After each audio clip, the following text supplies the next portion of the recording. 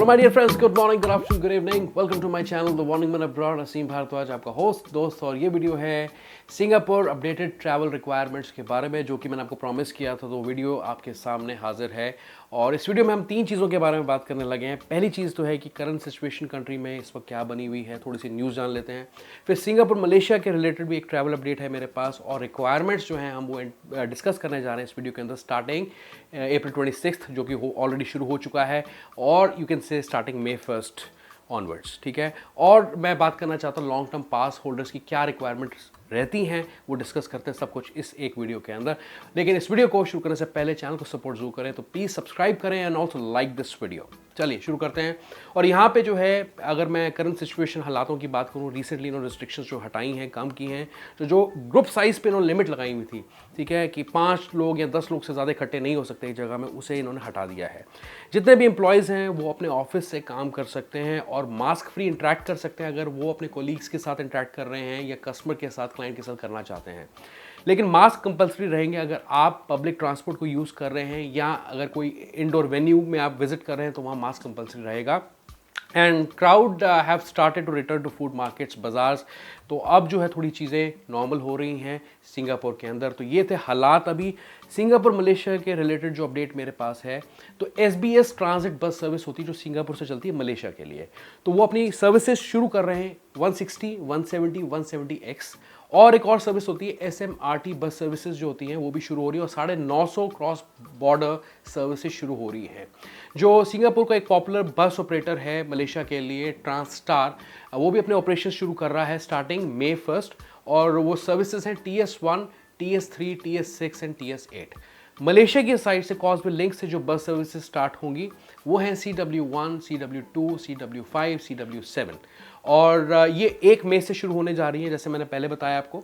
लेकिन जो CW3, 4 और 6 की सर्विस है, बस सर्विस है, वो जून से शुरू होंगी। अभी क्यों है ऐसा आई कांट से, लेकिन ऐसा होने जा रहा है। और दोनों तरफ से vaccinated travel lens, land borders का हट जाएगा स्टार्टिंग May 1 ऑनवर्ड्स। तो ये एक अच्छी खबर है उन लोगों के लिए जो ट्रैवल करना चाहते हैं और कम्यूट करना चाहते हैं बिटवीन सिंगापुर एंड मलेशिया। ठीक है, अब यहाँ पे मैं आगे बात करता हूँ एंट्री रिक्वायरमेंट्स के बारे में। तो सबसे पहली चीज़ तो ये है कि मैं आपको लेके चलता हूँ इनके मिनिस्ट्री ऑफ हेल्थ के पोर्टल पे और वहाँ पे हम पढ़ते हैं कि क्या लिखा है विद प्रूफ, और आगे फिर मैं बात करता हूँ, चेकलिस्ट आपके साथ शेयर करता हूँ कि किस तरीके से आपको अपना ट्रैवल जो है प्लान करना है।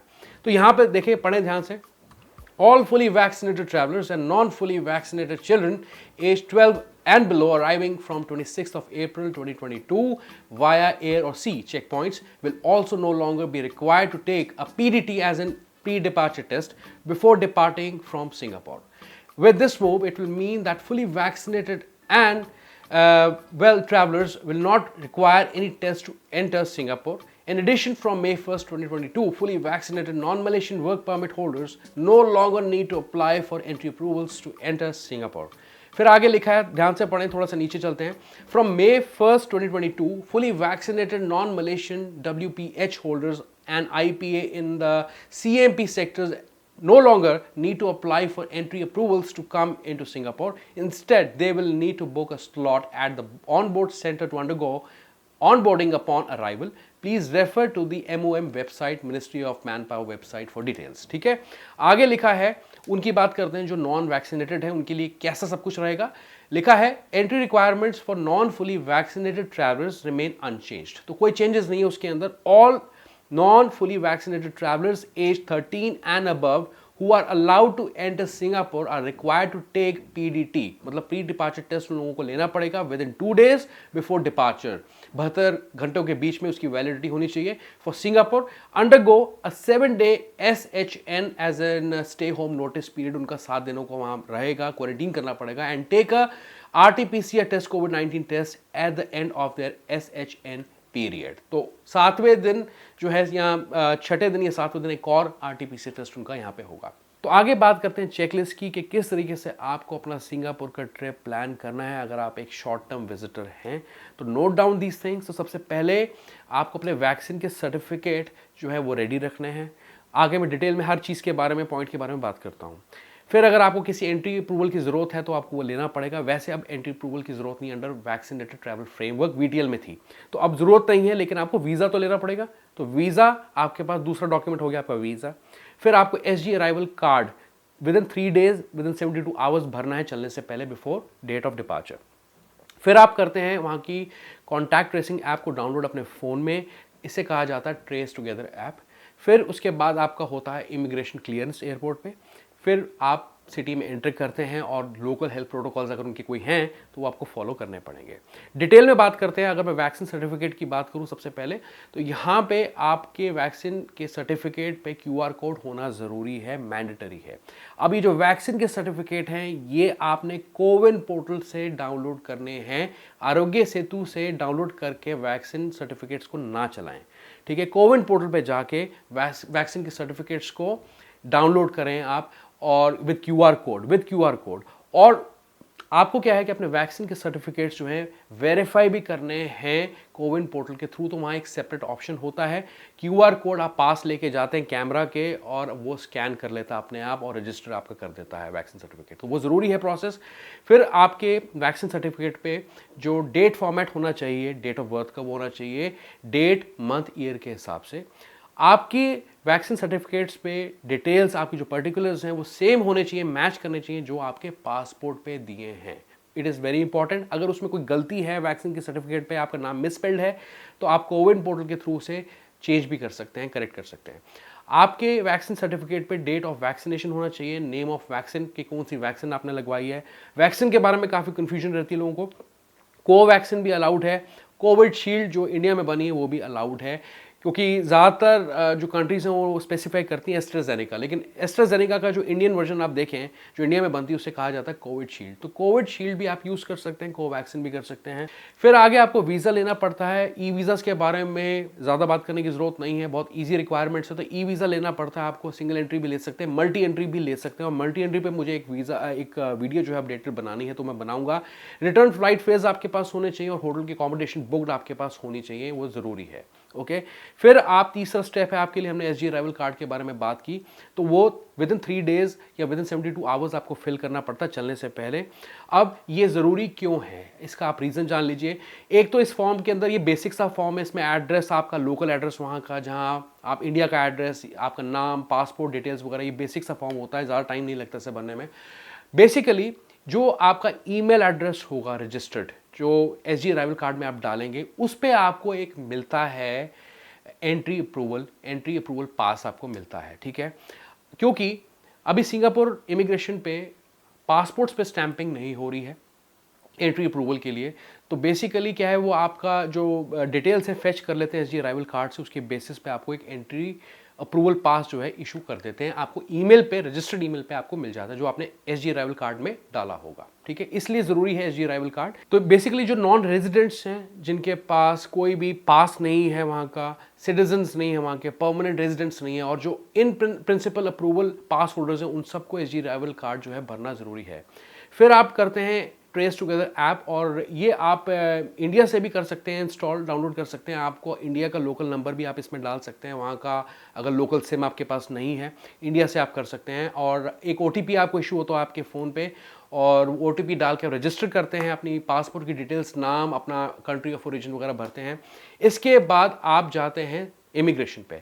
अब let me tell you one thing, कि अगर आप ट्रेस टुगेदर ऐप को यूज़ नहीं कर पा रहे हैं, कोई टेक्निकल चैलेंजेस आ रहे हैं, या आप नहीं करते इंस्टॉल, तो आपको जो है वहाँ जाके पहुँच के ट्रेस टुगेदर टोकन लेना पड़ेगा, और उसकी कॉस्ट होती है 13 सिंगापुर डॉलर्स। जो बच्चे 6 साल से कम की उम्र के हैं उन्हें ट्रेस टुगेदर ऐप को डाउनलोड करने की ज़रूरत नहीं है, लेकिन 6 साल से ऊपर सब लोगों को TraceTogether app as a foreigner अपने फ़ोन में डाउनलोड करनी है, नहीं तो फीस आपको पे करनी पड़ सकती, किसी भी रीज़न की वजह से 13 सिंगापुर डॉलर्स आपको कॉस्ट पड़ सकती है। फिर जब आप इमिग्रेशन क्लियर कर लेते हैं, मैंने आपको बताया कि पासपोर्ट पे स्टैंपिंग नहीं हो रही, एक ईमेल जाएगा, एंट्री अप्रूवल पास आपको मिल जाएगा आपकी रजिस्टर्ड ईमेल एड्रेस पे जो आपने एसजी अराइवल कार्ड में डाला है। ठीक है, यहाँ पे आपको मैं बता दूं कि जब आप क्लियर कर लेंगे इमिग्रेशन, तो उस वक्त आपको ट्रेस टुगेदर ऐप को एक्टिवेट करना होता है इमिग्रेशन क्लियर करने के बाद, तो वो आपको ज़रूर करना है, वो आप ना भूलें। फिर इसके अलावा जैसे आगे मैं आपसे बात करना चाहता हूँ कि अगर मान लीजिए किसी रीज़न की वजह से एयरपोर्ट्स पे स्क्रीनिंग तो हो ही रही है, अगर आप ऑन अराइवल कोई टेस्टिंग नहीं है वहाँ पे, लेकिन एयरपोर्ट्स पे स्क्रीनिंग तो चलती रहेगी आने वाले टाइम के अंदर भी। अगर उसके अंदर आप कहीं सिम्टोमेटिक पाए जाते हैं, आपको फीवर के सिम्टम्स आते हैं कुछ, और आपको वो सजेस्ट करते हैं कि आपको वहाँ पे अपना टेस्ट कराना पड़ेगा, तो एयरपोर्ट पे ही आपका टेस्ट होगा। उस केस में उसकी कॉस्ट भी आप ही को बेयर करनी पड़ेगी। मतलब कि अगर आप एंटीजन टेस्ट कराते हैं उसकी कॉस्ट है 30 सिंगापुर डॉलर्स, और अगर आप पीसीआर टेस्ट कराते हैं उसकी कॉस्ट पड़ती है आपको 138 सिंगापुर डॉलर्स। ओके, क्लियर है ये चीज़ें। फिर आगे बात करते हैं जो लोग कंस्ट्रक्शन, मरीन, शिपयार्ड या प्रोसेस सेक्टर में सीएमपी वर्कर्स हैं, वर्क परमिट पे जा रहे हैं वहाँ पे, ये ट्रेनिंग वर्क पास होल्डर्स हैं, एस पास होल्डर्स हैं, या इनके पास इन प्रिंसिपल अप्रूवल लेटर है, या लॉन्ग टर्म पास होल्डर्स हैं, अगर उनका स्टे 30 दिन से ऊपर एक्सीड करता है तो उन्हें अपने वैक्सीनेशन के स्टेटस को रजिस्टर करना पड़ेगा फिजिकली एक कोविड सेंटर में जाके। उसके लिए एक वेबसाइट होती है, उसका लिंक मैं देने जा रहा हूँ। वहाँ से आप जो भी आपका नियर बाई जहाँ आप स्टे करेंगे, नियर बाई जो भी कोविड सेंटर होगा, वहाँ जाके अपने वैक्सीन के सर्टिफिकेट्स को और स्टेटस को रजिस्टर करना है। बाय द वे इसे कहा जाता है Singapore national immunisation registry, NIR इसे कहा जाता है। तो इसका एक लिंक मैं आपको देने जा रहा हूँ ऑनलाइन, उसमें जाके आप सर्च करें कौन सा नियर बाई सेंटर है, वहाँ जाके अपने रिक्वायर्ड डॉक्यूमेंट्स को सबमिट करें। आगे मैं बात करना चाहता हूँ लोगों की जो लॉन्ग टर्म पास होल्डर्स हैं, शॉर्ट टर्म विजिटर्स की हमने बात कर ली, बहुत short and simple entry requirements रह गई हैं अब आप लोगों के लिए। लेकिन मेरे से किसी ने कमेंट सेक्शन में पूछा था कि हम डिपेंडेंट्स हैं, सीनियर सिटीजन्स हैं, और हम अपने बच्चों के पास सिंगापुर विजिट करना चाहते हैं जो वहाँ काम करते हैं, तो उस केस के अंदर आपको लॉन्ग टर्म पास अप्लाई करना पड़ता है। अब इसके अंदर लॉन्ग टर्म पास जो है बहुत सारी कैटेगरीज बनी हुई हैं, जो स्पाउस है, डिपेंडेंट्स हैं, जो स्टेप चिल्ड्रन है, बहुत सारी कैटेगरीज हैं। लेकिन हम इस वीडियो में बात करेंगे सीनियर सिटीजन्स की, जो लोग अपने बच्चों के पास वहाँ ट्रैवल करना चाहते हैं या रहना चाहते हैं, ठीक है, ज़्यादा टाइम के लिए। तो लॉन्ग टर्म पास आपको लेना पड़ेगा। इसकी जो एप्लीकेशन है, जो एम्प्लॉयर है वर्क पास होल्डर का, जो आपके बच्चों का एम्प्लॉयर है, वो एप्लीकेशन प्रोसेस आपका स्टार्ट करेगा। फिर आप सिंगापुर जाते हैं, अगर आपके पास फैसिलिटी है, अगर एम्प्लॉयर आपको स्पॉन्सर कर रहा है आपका ट्रिप, बिकॉज आपके बच्चे जो उस कंपनी में काम करते हैं तो अच्छी बात है, अगर नहीं तो आपको खुद खर्चा करके सिंगापुर में जाना पड़ेगा। फिर आपको वहाँ पे पास इशू किया जाएगा और एम्प्लॉयर की रिस्पॉन्सिबिलिटी होगी आपको पास इशू करना। उसके बाद आपको अपने फिंगरप्रिंट्स और फोटोज़ को रजिस्टर करना पड़ता है, ठीक है। तो जो लॉन्ग टर्म पास होल्डर्स हैं, एप्लीकेंट्स हैं, उन्हें अपने फिंगरप्रिंट्स और फोटोज़ जो हैं रजिस्टर करनी है। फिर इसके अलावा आपको कार्ड जो है इशू किया जाता है, और वो कार्ड एक ऑथराइज जो जैसे कि अगर वर्क पास होल्डर है वो आपके बिहाफ पे कार्ड को कलेक्ट कर सकता है या आपको भी मिल सकता है। अब यहाँ पे प्रोसेस को स्टार्ट करने के लिए आपको जो है बर्थ सर्टिफिकेट का प्रूफ दिखाना पड़ता है वर्क पास होल्डर का, मतलब आपके बच्चे का जो बर्थ सर्टिफिकेट है उस पर आपके नाम, पेरेंट्स के नाम स्पेसिफाइड होने चाहिए विद प्रूफ, ठीक है। तो वो एक लगेगा, और इस एप्लीकेशन को स्टार्ट करने के लिए कॉस्ट बनती है एक पास की 105 Singapore dollars. I don't know वो एम्प्लॉयर पे करेगा या आप करेंगे, आपको ये एम्प्लॉयर ही बता सकता है। और जब आपको पास इशू किया जाता तो हर एक एप्लीकेशन के आपको at the time of issuance of these pass आपको 225 सिंगापुर डॉलर्स पे करने पड़ते हैं। और अगर आप मल्टी जर्नी वीज़ा लेने जा रहे हैं इसके लिए तो आपको एडिशनली 30 सिंगापुर डॉलर्स पे करने पड़ते हैं। तो ये था प्रोसेस लॉन्ग टर्म पास होल्डर्स का, सीनियर सिटीजन्स का, जो लोग अपने बच्चों के पास स्टे करना चाहते हैं सिंगापुर के अंदर। इसका लिंक, रिक्वायरमेंट्स कैसी हैं, पूरा प्रोसेस कैसा है, वो मैं आपके साथ आपके रेफरेंस के लिए इस वीडियो के डिस्क्रिप्शन में शेयर करने जा रहा हूँ। एनीवेज दैट्स इट गाइज, ये था अपडेटेड ट्रैवल रिक्वायरमेंट्स के बारे में, सिंगापुर के बारे में, जो लोग जाना चाहते हैं सिंगापुर, शॉर्ट टर्म विजिटर्स या लॉन्ग टर्म पास होल्डर्स। और कुछ और न्यूज़ आती, कोई अपडेट्स आते हैं आपके साथ शेयर करूंगा। ये वीडियो कैसी लगी ज़रूर बताएं। Give this video a thumbs up and also subscribe to my YouTube channel the warning man abroad. मिलता हूँ आपको अगली सिंगापुर वीडियो में। अपना बहुत बहुत अच्छे से ख्याल रखें।